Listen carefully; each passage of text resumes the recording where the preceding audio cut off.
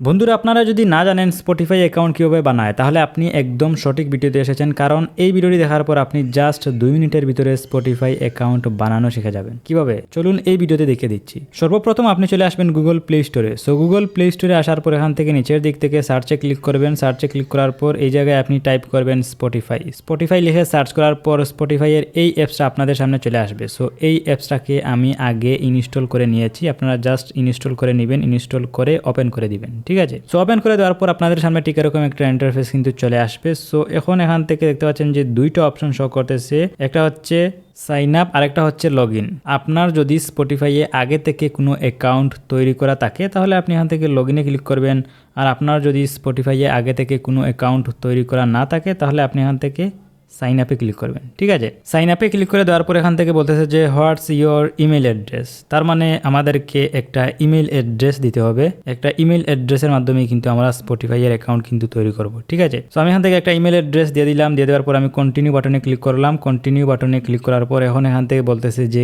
Create a password, use at least 10 character. তার মানে 10 সংখ্যার আমাদেরকে একটা পাসওয়ার্ড দিতে হবে, অ্যাটলিস্ট 10 সংখ্যার হতে হবে। সো আমি এখান থেকে একটা পাসওয়ার্ড দিয়ে দিচ্ছি, আপনারা আপনাদের একটা পাসওয়ার্ড দিয়ে দিবেন। পাসওয়ার্ডটি দিয়ে দেওয়ার পর নেক্সটে ক্লিক করবেন। নেক্সটে ক্লিক করে দেওয়ার পর এখন এখান থেকে বলতেছে যে হোয়াটস ইয়োর বার্থডে। তার মানে আমার জন্ম তারিখটা এখান থেকে দিতে বলতেছে। সো আমি আমার জন্ম তারিখটা দিয়ে দিচ্ছি। প্রথমে ডে দিব, তারপর মান্থ দিব, তারপর আমি এখান থেকে ইয়ার দিব। দিয়ে আমি এখান থেকে এই যে নেক্সট এই বাটনে ক্লিক করে দিলাম। ঠিক আছে, সো এখন এখান থেকে বলতেছে যে হোয়াটস ইয়োর জেন্ডার। তার মানে আমি ছেলে নাকি মেয়ে এইটা বলতেছে। সো আপনি যদি ছেলে হয়ে থাকেন তাহলে আপনি মেল দিবেন, আর আপনি যদি মহিলা হয়ে থাকেন তাহলে আপনি ফিমেল দিবেন। সো আমি যেহেতু ছেলে আমি এখান থেকে মেল দিয়ে দিলাম। দিয়ে দেওয়ার পর এখন এরকমটা আসছে, এখান থেকে বলতেছে যে হোয়াটস ইয়োর নেম।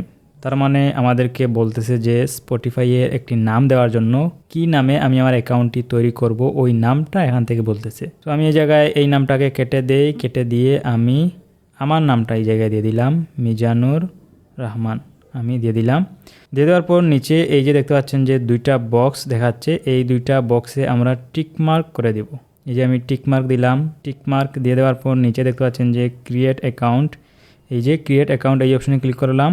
এখন কিছুটা লোড নিচ্ছে, লোড নেওয়ার পর এরকমটা আসছে। এখান থেকে বলতেছে যে টার্ন অন নোটিফিকেশন। তার মানে আমি কি স্পটিফাই অ্যাপসের নোটিফিকেশনগুলো কি আমি পেতে চাচ্ছি। যদি আমি পেতে চাই তাহলে আমি এখান থেকে টার্ন অন করে দিব, অ্যালাউ করে দিব।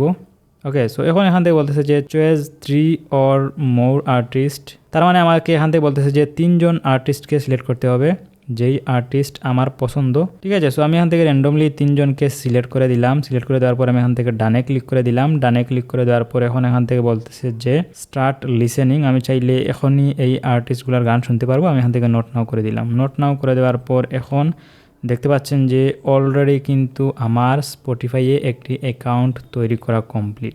ঠিক আছে, সো এভাবেই কিন্তু আপনারা খুব সহজে সম্পূর্ণ নতুন নিয়মে স্পটিফাইয়ে একটি অ্যাকাউন্ট তৈরি করতে পারেন। ভিডিওটি আপনার কাছে কেমন লেগেছে আপনি চাইলে কমেন্ট করে জানাতে পারেন। আজকের মতো আমি জানাগানে বিদায় নিচ্ছি, দেখা হবে পরবর্তী ভিডিওতে। আল্লাহ হাফিজ।